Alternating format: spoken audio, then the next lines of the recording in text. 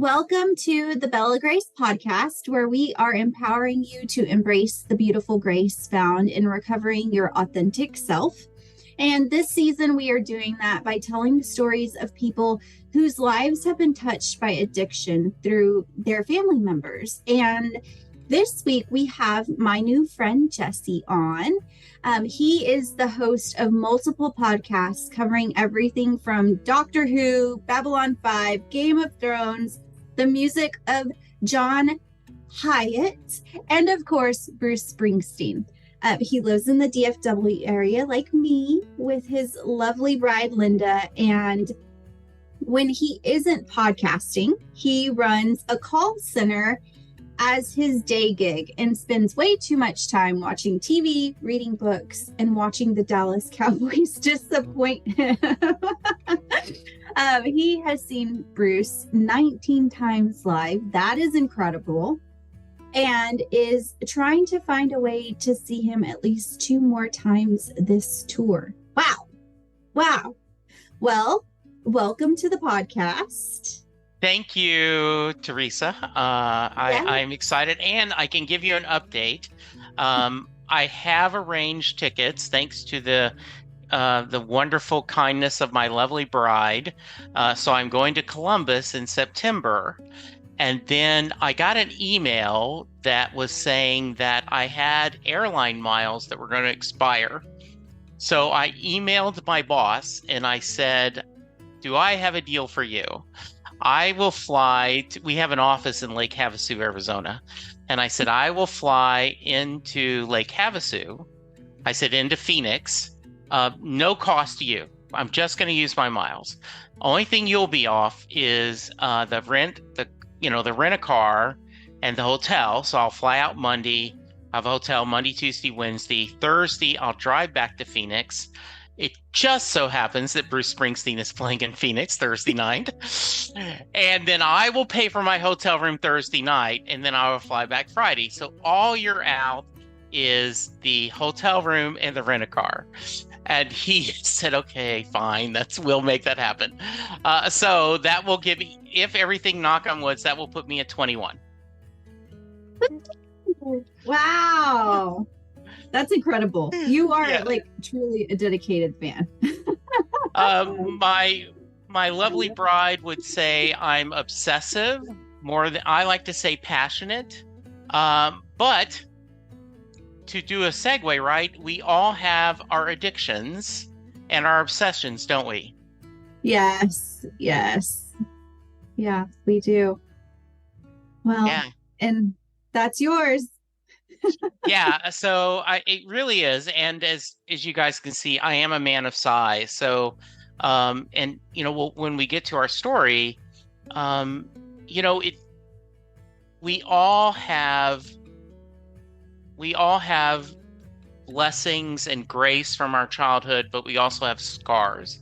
Even if you were raised in a wonderful, loving family, there's still things that mess you up. Right? Mm-hmm. Because I know that I've done my best, and I know I've messed up my kid. He is obsessed with locking every door, right? Like we have the front door, we have a storm screen door and the door. And so I open up the wood door and I go to hit the storm door and it's locked. And I'm like, we really need an extra lock, but that is, he's done that. And my wife said it's because he watched some show with her about some girl being kidnapped out of her bedroom, and that when he was like 12, and that scarred him. So he's now like 30. He's like 33, and he still has those scars. Yeah, it's incredible. Like I usually ask my coaching clients to think back to the first time they felt a certain emotion.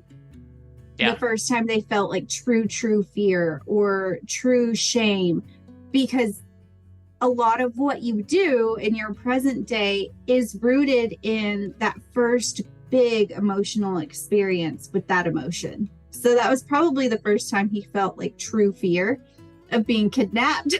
Yes. Yeah. Absolutely. You're very correct. Yes. Yeah. It's so funny how it's like it is all tied back to something in our childhood. Everything that we do, every decision we make, every action we take, ties back to something that happened in our childhood that wired us to think that way. It does. And I think so. And, we're going to get into my story in just a minute, but, I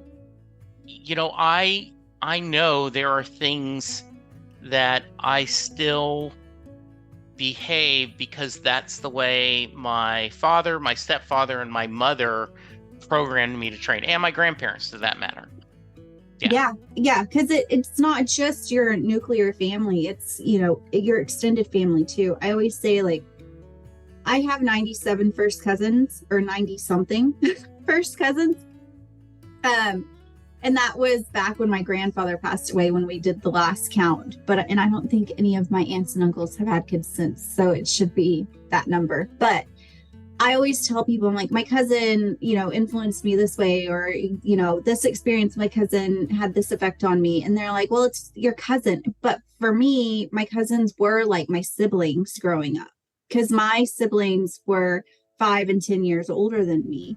And so it, even outside of your nuclear family, can have a huge impact on the way you see the world and how you process things.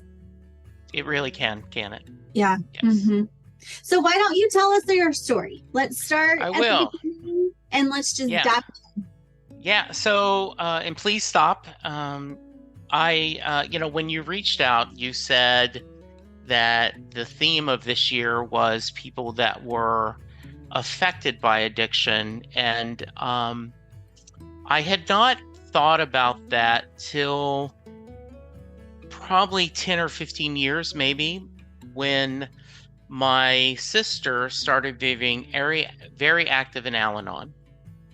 And, this is, I won't get too much into it because it's her story, but she found a lot of comfort and a lot of grace, to use that word, with that group. And I did not realize this till I was older, but I was raised in a very strict Baptist home. That it was, we went to church Sunday mornings, Sunday evenings, Wednesday night, and there was no such thing as social drinking in our household, none whatsoever. If you had one drink, you were a bum in a ditch. Back then, you didn't know the word homeless. I was born in 1959, so this is talking about the 1960s. And I can remember when we lived in Fort Knox, Kentucky, and my dad was in the Army, so we moved around a lot. And I think part of the pressure, my mom was very young when she had me, 19, and they, if you've ever known people that were in the military, the father's gone a lot, and therefore the mother has to be, run things. And then when the father comes home, there can be this unequal, like, okay, I've been making all these decisions while you're gone, and now you come here and you want to put me back in second chair. Well, wait a minute. So my dad had come back from Vietnam, and that was very traumatic as a kid because, I was old enough to realize, I was like 9 or 10, so I was old enough to realize that, going to Vietnam was not a good thing. And so he had come back and very different. But we would have people over at the house when we were living in Kentucky, and they would all bring their guitars and they would sing and they'd laugh and they'd smoke. And sometimes they would bring alcohol. Not very often, but sometimes they would. And I can remember as a kid hearing someone say, "Cotton, why don't you have a drink?" My dad's nickname was Cotton. And because he had real white hair when he was younger. And he said, well, because if I start drinking, I won't stop till that bottle's gone. And he goes, well, that must make you an alcoholic. And he goes, well, if that's what I am, that's what I am. So I did not, like, alcohol was bad to me. Like, there was, and because of that, I never experimented with drinking in high school. Because of that, I'm one of the few people that went to high school in the 70s that didn't do pot. People don't believe me, but I'm like, no, it's true. Because I was convinced that you'd have one drink and you would be a ditch and going to hell. Right? Yeah. There is do not collect do not collect $200. And so this fear of that, and when you tie in, my mom had incredible anger. You talked about being the first time you're afraid. I cannot remember not being afraid. When even when we're having a great time, you always in the back of your mind, am I going to do something to make her angry and she's going to lose it? Just like that. And so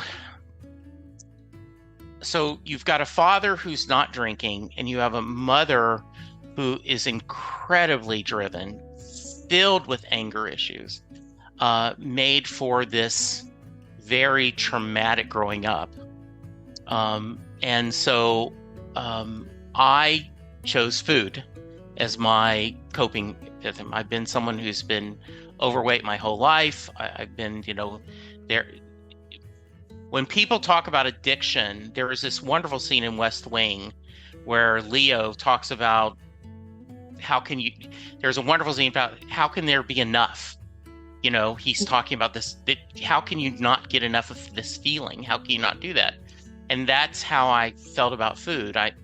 One of my favorite lines is in a movie Danny DeVito did, Other People's Money. He asked the female lead, do you want a donut? And she says, I'm not hungry.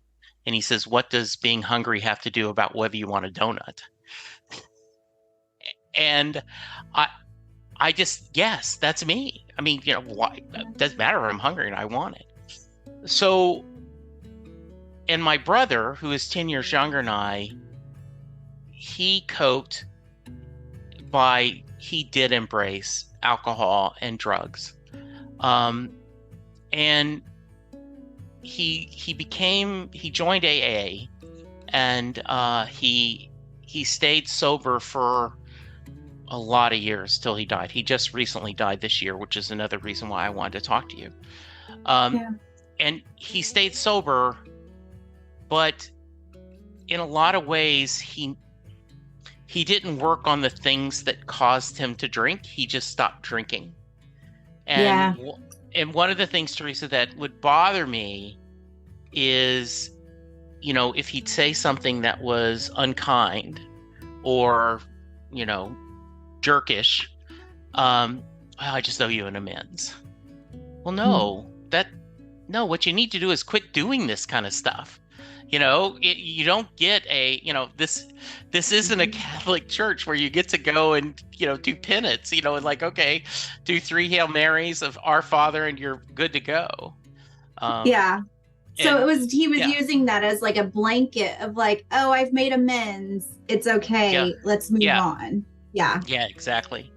And so what was funny, and we do find it, I love telling this story, is 1980, I'm set up to go out with this lady named Linda, and it's a blind date, and we go out and we see Electric Horseman with Jane Fonda and Robert Redford, and we go to Godfather's Pizza, and she goes to order a beer, and I'm like, I don't drink. And she was freaked out.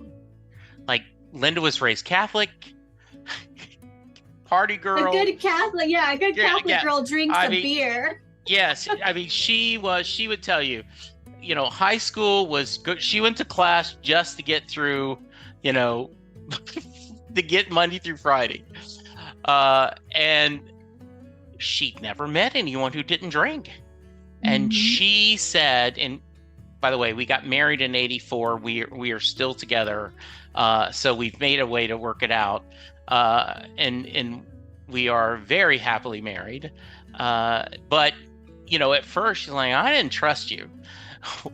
What's wrong with you that you don't want to drink? And are you going to be judging me because I do drink? Yeah.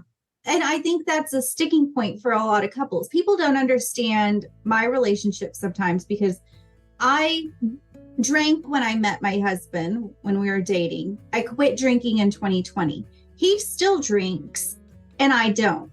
And people in the recovery world will say, well, it's not healthy for you to be in the house with someone who drinks. And I'm like, his drinking doesn't affect me. Like he is a perfectly fine drunk. Like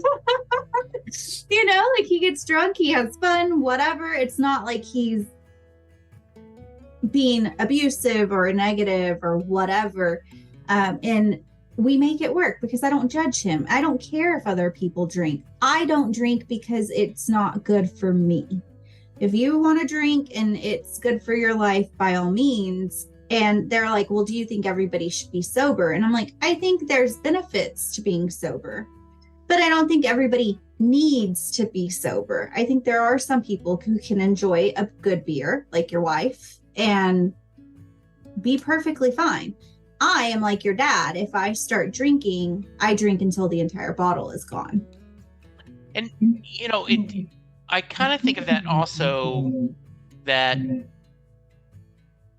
if you look at the scientific things, we all should be vegan, right? The world would be better if we were all not eating beef and, animals.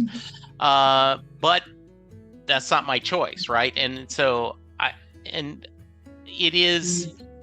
I do find it funny sometimes when I had a really good friend that was so opposed to the idea of marijuana becoming legal. They just thought that was the end of civilization. And I looked and I said, but you drink. Well, what's that got to do with it? You understand if it's legal, it's the same thing as you having a scotch. Yeah. The only reason it's not is because it's illegal. And, and they could not understand. I mean, they did not connect that in their mind. And, and I realized that there are plenty of people who can, do edibles and help them go to sleep and they're fine. And there's others that can use, mind altering substances and it does a bad thing for their lives. It totally derails them. Yeah. Yeah. And I find it interesting, like your brother and you grew up in the same environment. Yeah. You had the same experiences to some degree, aside from like age differences and, developmental stages. But he turned to drugs and alcohol and you didn't. Yeah. And like he, like I grew up in a house, both of them my mom and dad were both huge smokers. The thought of smoking just disgusts me. And like even a cigar, like that, just to celebrate is just something I've never wanted to do because the house smelled like it all the time. And while the other hand, and he was very young, he's like, well, I started smoking because it made the high last longer. And I'm like, I don't know if that's a good thing. I don't know if that's a good thing. And so I wonder when I would meet, other people who are starting to smoke young, I'm like, I'd always have that in the back of my mind. Like, no, that can't be the only reason they start smoking, right? I mean, there was, but what didn't we, I think you and I've talked about this in our little pre-meeting, right? That there is a judgment from some people about other addictions. Like, oh, you can't do this, as they're sucking on caffeine 24/7 and nicotine 100%, right? Or, or like my mom is addicted to Xanax. I did not know that till this is sad to say, my son's like, yeah, he calls her Mimi. Do you not understand Mimi's high, Dad? What? He's like 19 or 20, and he's like, yeah, that nerve he's pills popping them like candy. Yeah, those nerve pills are Xanax, Dad. She's high as a kite. She's flying. And I was like, holy shit. To me, it was just she was always taking her nerve pill. So once again, here's the judgment, right? Is she's so anti-alcohol, yet, and oh God, you talk about a horrible moment. She had to go to the hospital for a knee surgery, and it was cleaning up a vein in her leg. It wasn't knee surgery. And every time we saw her, they haven't given me my nerve pill. I need my nerve pill. They haven't seen my nerve pill. I mean, not I'm in pain, not I'm doing, I mean, every time. And last July, my mom had a stroke, and she is currently in a nursing home. And we had to argue with the doctors and like, look, this lady's 78. She's addicted to Xanax. She's taking it 3 times a day. Look, I know you're worried that the government's going to come back and think that you're trying to, keep this person asleep. I'm like, no, just trust me. This farm has, this has gone too fast. You've got to do this. And so we did work that with the doctor, that she was getting it, but she still says, she will say, I need it. I need it. Yeah. And, I need it. Yeah. Yeah. And I'm sure she used that. So did she, well, you may not know, but I wonder if she used it when you guys were younger to try to deal with some of the anger issues that she was feeling. I don't know. And I do know that by the time she was 30, when she turned 30, we were living in Germany because my dad was stationed over there. She had a son who was 10, a daughter who's 5, and a son who's 1, because we're 5 years apart. Yeah. So before 30, 3 kids, a husband who's gone all the time with the military, financial pressures. I can remember us getting, I can remember, because back then you got paid once a month in the Army. And I remember going to the commissary, and they would buy frozen gallons of milk. They would buy milk and freeze it so that later in the month we would have it, Yeah. So all that, so I'm sure, all of that was different things that drove her. Yeah. So, yeah. Mm-hmm. Yeah. And it's incredible. You guys, like, when we first talked, like, we talked about how you never drank, but every person in your family, from your dad to your little brother, you all coped in a different way with all the things that were going on, because there's a lot of trauma and uncertainty for a child in a military family, because you're always moving. You never really feel like you fit in. There may be some PTSD, especially after your dad got back from Vietnam, in the family, that makes it a very unstable environment. And children can end up with PTSD when they grow up in an unstable home life like that. Yeah. I tell this not to get sympathy, but just to explain. One of my mom's favorite phrases is, "I would kill you if I could afford to bury you." Yes. So Yes. I laugh because I joke around with my daughter like that, but my daughter and I have a very like twisted, yes, dark humor relationship. yes, But and I never thought it was anything. I knew she didn't mean it, right? It was just gallows humor. mm-hmm. But when I told that to some of my friends, their jaw dropped. They're like, "I cannot believe that someone said that." Yeah, and one of the things that I stand by, that we each did our own coping. For example, I'm a sophomore in high school. I get accepted into driver's ed, and I knew driver's ed happened before school, and I knew that my mom would have to get up early, because by the time I was in the third grade, I was getting myself up, getting a bowl of cereal, and walking to the bus stop or walking to school if you're close enough. She would not wake up, and I knew that even if she said she would drive me to school, and she would have complained about it, and she would have been angry about it.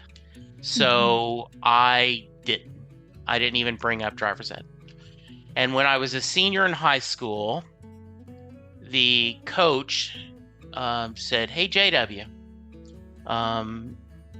because I'm Jesse Wayne Jackson, and so and in the South, I'm one word, Jesse Wayne, Yeah. And so in high school, totally Southern. Yeah. So, "Hey, JW, we need an extra trainer for the team. And so we'd like you to come, and we're going to teach you. We're going to teach you how to wrap up ankles. We're going to teach you how to do things. You'll also, do the laundry. You're going to be, kind of helping out the team." And I was thrilled, because a lot of my friends were on the high school football team. It was, I could be part. And I remember the first night I stayed really late because there was a lot of towels to wash, and I got them all done. I got them all dried. I got them all folded. And when I got home and I'd had the car, I could drive. My mom said, "Well, I hope you aren't going to be this late every night." And I quit the next day. Yeah. It wasn't worth it. It wasn't worth maybe making her mad. Yeah. And so her anger held you back from a lot of things. Yeah, it did.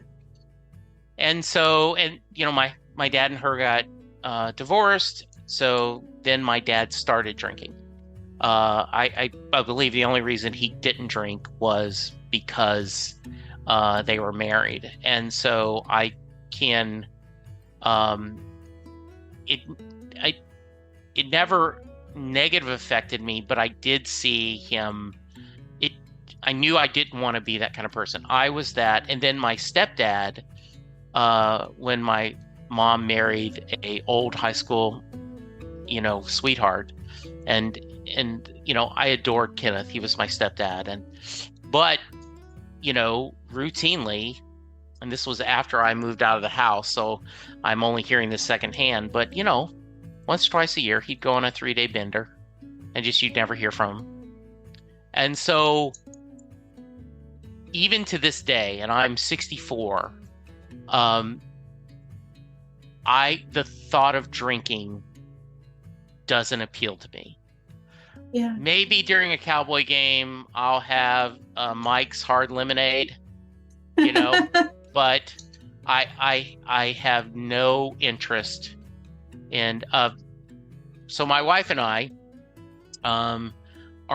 adore Kentucky and the Kentucky Bourbon Trail. I recommend everyone, even if you don't drink, it is fabulous. It is. Okay. We're doing it. We're doing a Ragnar race on the Bourbon Trail in October. So I'm excited to hear what you have to say. Yeah, it is absolutely beautiful. Maker's Mark and Woodford Reserve are two of the most beautiful places in the world. To drive to Woodford Reserve, you drive miles of horse ranches with all the white fences and these fields, and you get there, and Woodford Reserve is all these beautiful brick buildings. And for those of you who don't know, you pay a very small fee, like less than $10, and they give you a tour of the distillery, and they give you the history of the distillery. They talk about how you make bourbon and all the laws that are there. Bourbon is actually ruled by government law. To be called bourbon, you have to hit 4 different things. It has to be at least 51% corn. It has to be within, no additives. You have to put it into a certain proof into a new white oak barrel. You can't use a barrel more than once. I mean, there's all this laws in it. And then you age it, and that's how the bourbon ages. The heat of the distilled liquor in there goes to the wood and comes out, and that's where it gets the color and the flavor, is all the wood. So anyway, we go and we tour, and I smell it, maybe put my tongue in it, then give Linda my sample. So unfortunately, Teresa, by the second or third distillery, she's like, I need a burger. I am really messed up right now. The reason Linda is now comfortable with me not drinking is early in our dating, she realized, wait, you're a designated driver all the time. Maybe this is a good thing. Yeah, that's my husband's favorite part of me not drinking. Yes. And she always says, if you do want to drink, I will be glad to drive you. And I'm like, no, I just have no interest. So yeah. Was your brother would have been in the house with your stepdad when your stepdad would go on the vendors? Yes, he would. And then my dad moved back to Kentucky because he hated Louisiana. He only moved to Louisiana because that's where my mom wanted to live, because my mom had to be within an hour drive of her parents. She just, and my grandparents owned a dairy farm. My grandfather was very active in the Baptist church, and he was, very anti-drinking and anti-smoking and no sex before marriage, and just very, very strict household. And so when he moved to Kentucky, my brother moved up there with him, and he talked about that as Dean, which is my brother's name, reached, an older age, they would drink together. He said, Dad was a drinking partner. And when my father died, we talked about that, Dean had a different memory of him than I did, because, they would drink together.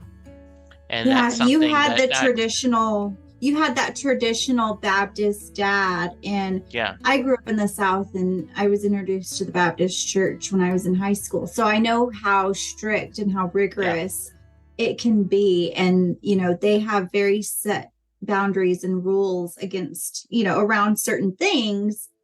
So you had this totally different experience than your brother did with your dad. We really did. And so, my brother did find AA, and for the longest time he stayed angry, Teresa, very, very angry. And he and I had a very rough relationship. He was very, he really admired me a lot because I didn't drink. And the joke in my family is that Linda and I are weird. We met, we fell in love, we got married, we had a kid, all in that order. None of the rest of my family did it in that way. As Dean joked about, he said in recovery, a third date usually involves a U-Haul. And so he was always impressed that, and I was uncomfortable with that. I'm like, I'm nothing, I'm not done anything special, right? This is it. And so, and it was a really powerful day. I had been diagnosed with colon cancer, and he blurted it all over Facebook that, my brother has colon cancer and, please pray for him. And he was always about drama. And I got really mad. I said, that's not your story to tell, And he said, well, you didn't tell me and it really hurt me. And I said, well, I didn't feel like talking to you because every time we fight and we talk, we fight. And so a couple of years later, he was learning how to be a truck driver, a big 18-wheeler driver. And we met on a Sunday. And I remember because it was a Super Bowl Sunday and neither one of us cared about the game. The Cowboys weren't playing, of course. And so we sat in a Denny's and talked like 5 hours. Wow. And he said, I know I've got to change because if my brother, who may be dying of cancer, doesn't want to talk to me because it depresses him, something's wrong with what I'm doing. Wow. And, and I told him, Dean was also very heavy. And he told the story that he was up for a job. He had been unemployed. And he had to pass a physical to get the job. And he went to the physical. And so this was going to be tough, Teresa. I mean, he was easy 400 pounds, smoked like a chimney. I mean, just not in great health. And so you needed to get the doctor on your side, right? And so when the doctor walks in and says, how you're doing? And Dean said, I was fine. You kept me waiting for 45 minutes. And I said, what were you thinking, Dean? I mean, do you not realize that you're just shooting yourself in the foot? No. Was he drinking at this point? No, he was sober. He was sober. Yeah. Which is even more ironic because we talked, I think, about him being a dry drunk. Yes. During our pre-chat. Yeah. And this is so telling of that because someone who is sober and has really transformed themselves from the inside out and has done the work and, all the woo-woo stuff, like you really are a different person and you care and you're empathetic and you have hope for the future and you want to make sure you get that job. But all he could think about was the fact that this doctor left him waiting for 45 minutes. Yeah. And he embraced that for the longest time. One of the stories I told at my father's funeral, and this is funny yet not funny. They were at a dinner, and my dad really was happy drinking coffee cold, right? And so the waitress came and filled his coffee without asking. And he said, excuse me, can I get a fresh cup of coffee?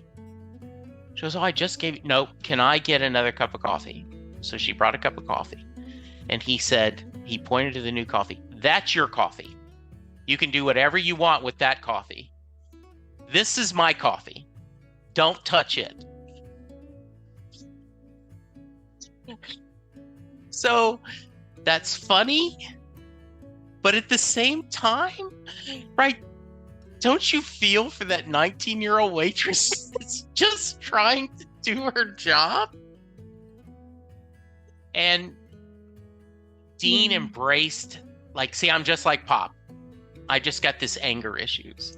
And it was this, so to me, it connects the alcoholism with this anger and not wanting to change, not wanting to admit that I need to do better. I am very quick to say I'm sorry if I feel like I've offended someone, and I am very quick to say I may not know what the hell I'm talking about, so I could be wrong, and I want to listen. Dean wasn't that way. So we have this night at the Super Bowl, and it clicked. And he said, I need you to call me on my shit. Apologize if you got to beat me. No. And he said, I don't want to do that. And so we really started talking a lot. And he got his license. He ended up loving driving a truck. He just loved it. And he drove all during the pandemic. He was one of the people that kept supplies going. He would drive from Houston to New Orleans to drop off supplies at Costco's and other stuff. So he kept things going. And he and I would talk fairly often. And he called me and he said, I've been diagnosed with cancer. And I said, oh no. And he says, at first I wasn't going to fight it. And I said, well, you have a daughter and you need to talk to her. And he said, well, what do you mean? Why? And I said, Dean, remember when she was 10 and you said you were going to come from Houston for Thanksgiving and you didn't show up till 8:00 at night, and she was staring at that door starting at 4, just praying for you to come in? You can't do this to her again. And he said, you're right. You're right. And so he talked, and one of my best memories is he was in hospice care. We knew it wasn't going to be long. And so I drove down to Houston to see him. And it was a depressing, this wasn't a cheery, like, my mom is in a nursing home, and while it is a nursing home, it smells good, the people are nice. I mean, it is not a great place, but it is a good place. His was horrible. It was just horrible. And he looked horrible. He had lost all his hair. He couldn't eat. And so we talked like 3 hours about nothing important. We talked Babylon 5 and Star Trek and reading comic books and stories about mom and dad and my sister. And he looked and he said, wow, you've been here too long. You need to go. You've still got a long drive to Dallas. And I said, yeah, you're probably right. And so I stood up and he grabbed my hands and he said, this may be the last time we see each other. And I said, no. He said, might be, might not. He said, but if it is, I want you to know that I couldn't have had a better big brother. And I said, I just want you to know I love you. And he told me something that really made a difference is,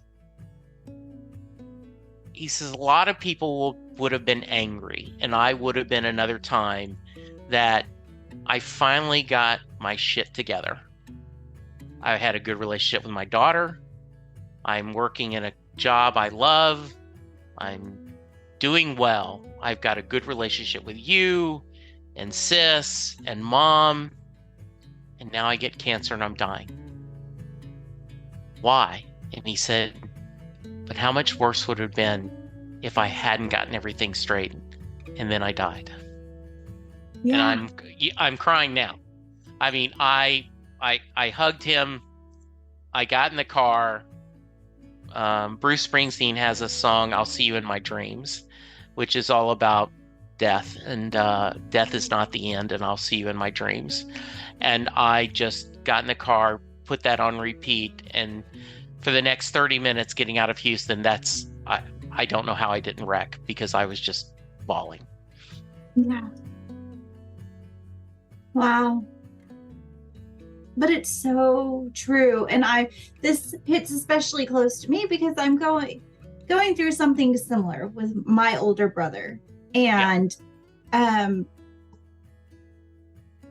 it is so true. It is how beautiful that you have that final memory of you guys having a great relationship. He has a great relationship with his daughter. And that's how it ended. Because for so many alcoholics out there, it doesn't end that way. It ends with them alone, with nobody in their room.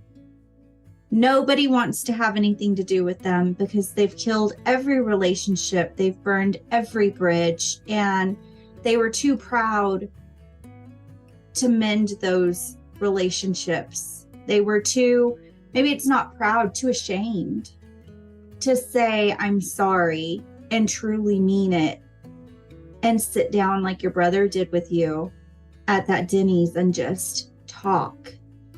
Yeah. And it is,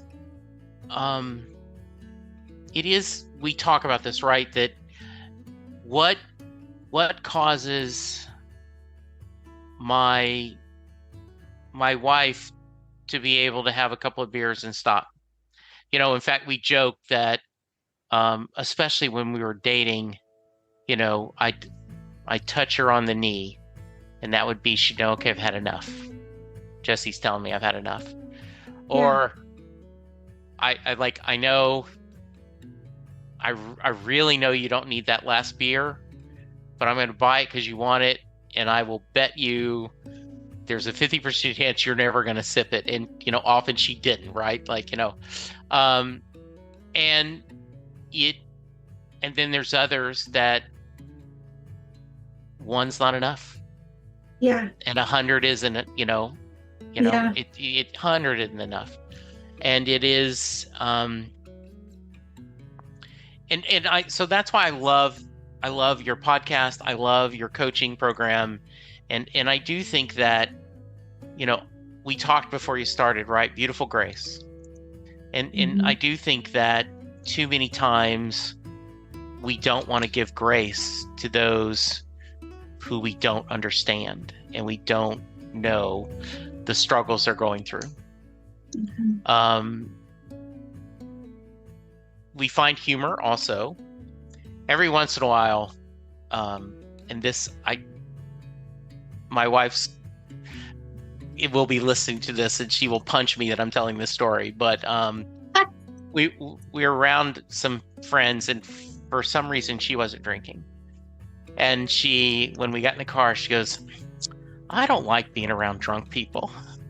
And I looked at her, I'm like, you're telling this to me? And she's like, oh, you don't understand. I'm like, no, right? And they always laugh. My son and Linda have been beautiful with my mom, and they go to Louisiana to visit her, and she can be rough. She can be, even though, as my son Chris said, Mimi wasn't the nicest person before the stroke, so she can be rough.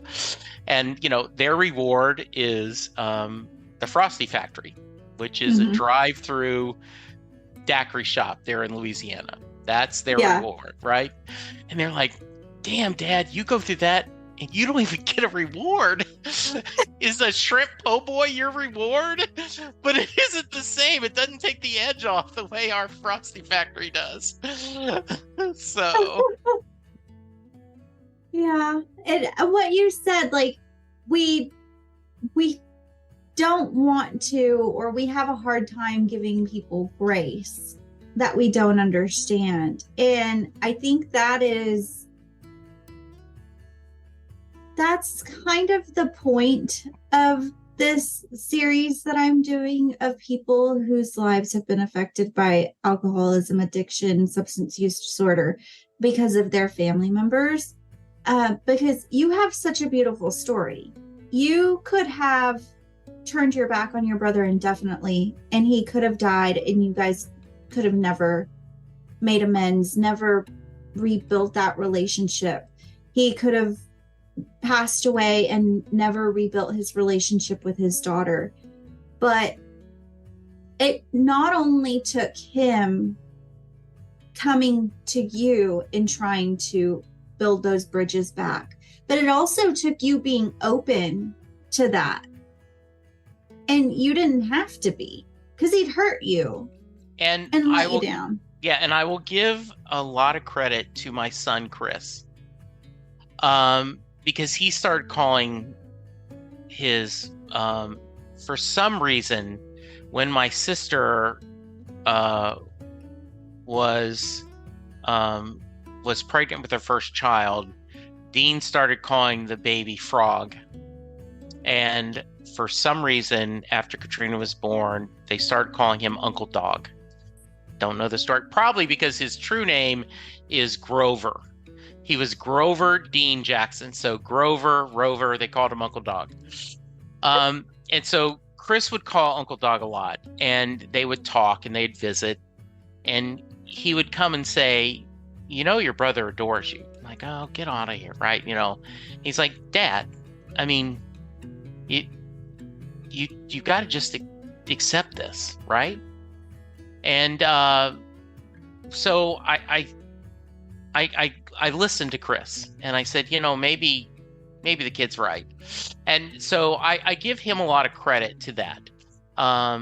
That and then, you know, with his prompting, and then Dean and I both working through this, and you know, we would spend 3 hours on the phone, you know, just talking about nothing. And like, you know, and Dean was like, well, okay, one more thing and then I'll let you go. And then like 30 minutes later, all right, now I know I really need to get you go. No, we're good. And so I miss him all the time. And I had someone on the podcast that said that siblings are the forgotten victims of family death.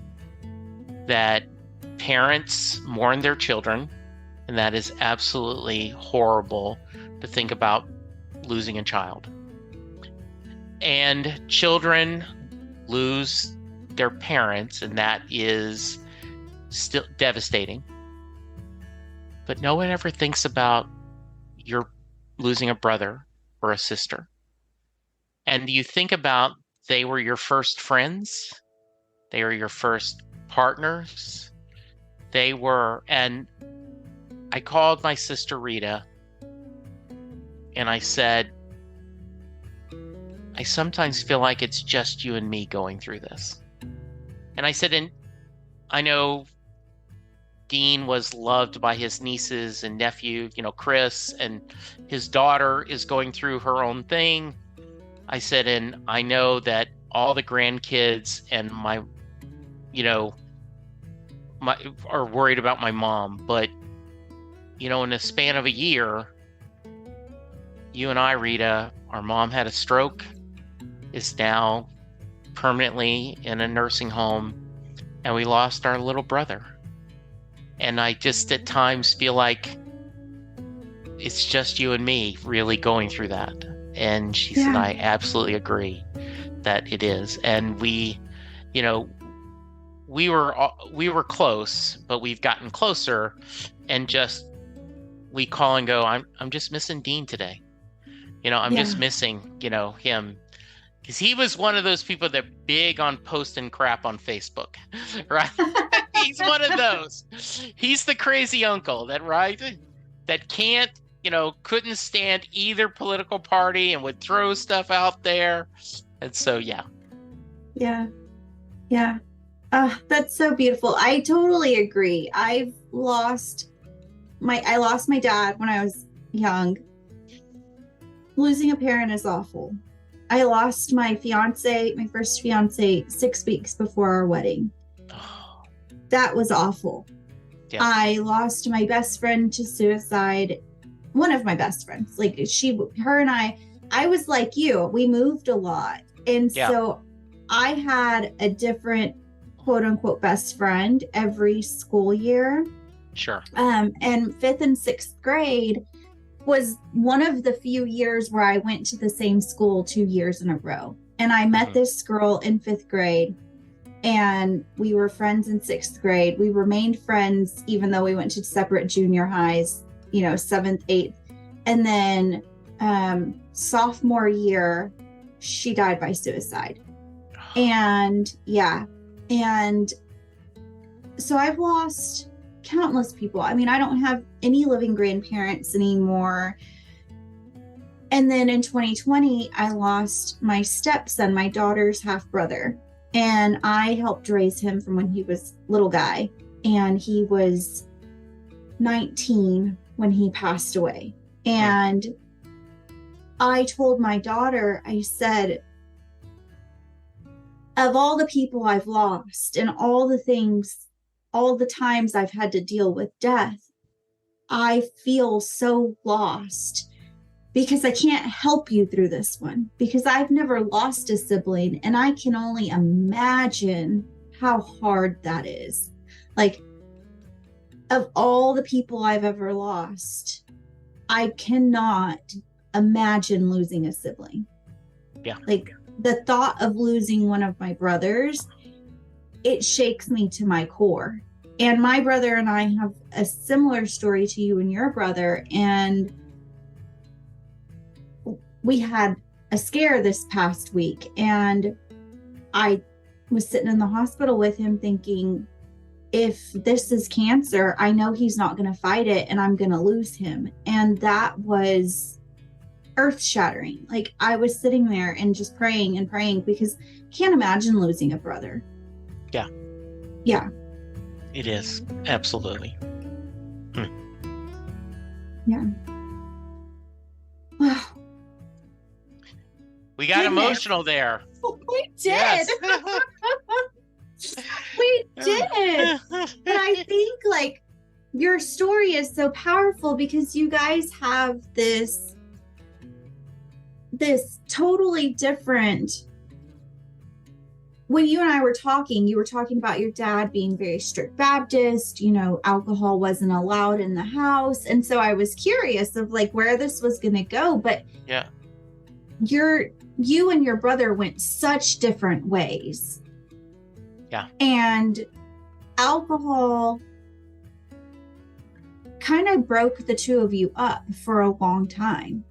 Yes, it did. And this anger, right? This talking to him just because he was always angry about something, and always his. I remember he was telling me that Bruce Springsteen's Downbound Train was his favorite song. And I'm like, that's weird. And I was talking, and one of my best friends said, think about the lyrics. I had a job, I had a girl, I had something going, mister in this world. I got laid off down at the lumber yard. Our love went bad, times got hard. Now I work down at the car wash where all it does is rain. Do you ever feel like you're riding on a downbound train? And everything, he was just, that John Hyatt has a song, Damn This Town, that blames, and he was someone who did that, blamed everyone about it. And then as we got closer, and as we talked and we visited, and I think he did a lot of work. I think that being alone in that truck, listening to books on tape and thinking, I think he did a lot of self-evaluation and serving. And, and I believe that is where, and that does bring me joy, that I think he died knowing that he'd cleaned up his side of the street, as they say, that he had left, he made sure that he had his work had, life insurance, and he made sure it was going to his daughter so that she would be taken care of, and the saddest story to me still is, we don't want to tell Mom that he's gone. Oh, yeah. And because she's just, we know it would break her heart because she couldn't be there and she couldn't. So when I see her and if she asks about him, we go, well, as far, I talked to him the other day. As far as I know, he's still just driving, hanging in there. And, and it just, that's what we've chosen to do. Don't know if it's right. Don't know if it's wrong, but we think that's the best thing for her. Yeah. And, yeah. Yeah. And she'll have a very great surprise waiting for her. There you go. Absolutely. Yes. When absolutely. she does go. Yeah. Yes. Mm-hmm. Yeah. Well, oh my gosh. Thank you for sharing your story. I usually end with one last question. So Sure. If there is someone out there whose sibling is like your brother and has burned all the bridges and is trying to make amends, what advice would you give them? I think you can't stop. And I like I said, I give Chris a lot of credit to this, that saying, hey, he's your little brother, Dad, and so you keep trying. You try to find common ground, whether it's hating the Yankees or loving, loving, Star Trek, or reading mystery books, or, find something in there that you have in common, and just be accepting and understand everyone's on a journey. And sometimes, and I certainly don't, you don't want to enable someone who is struggling, right? I mean, I think that you sometimes have to give tough love, but if you see they're trying, meet them more than halfway. It's okay to meet someone more than halfway. You are, we talked a little bit about your wonderful husband. It's never 50-50 in a marriage. It's sometimes 90-10.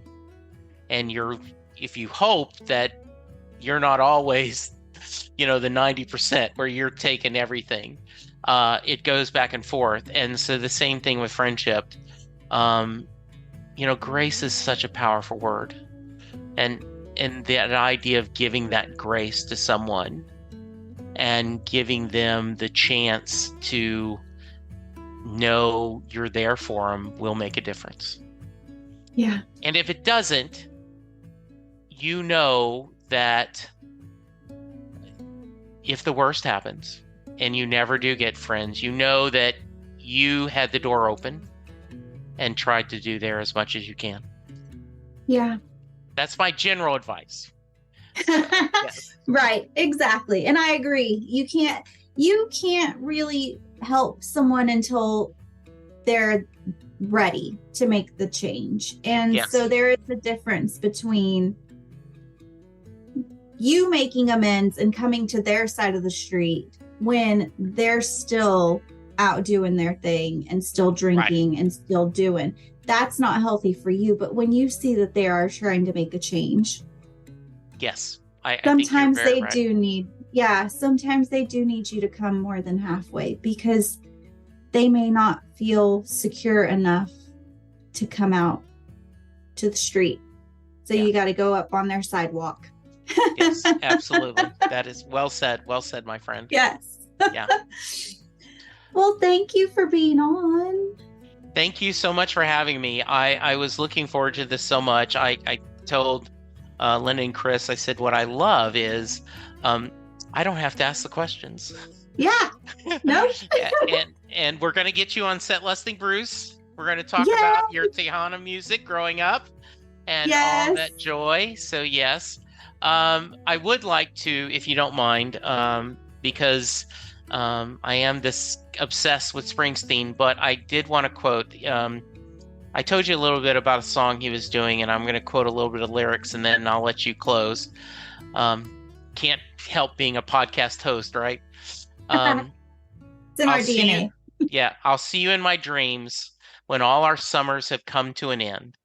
I'll see you in my dreams where we'll meet and live and laugh again. I'll see you in my dreams, up around the river bend, for death is not the end, and I'll see you in my dreams. Beautiful. I think that was the perfect ending to this episode. Thank you. Thank you, everybody, for listening. Until next week, be well, be kind, and may you find some joy this week.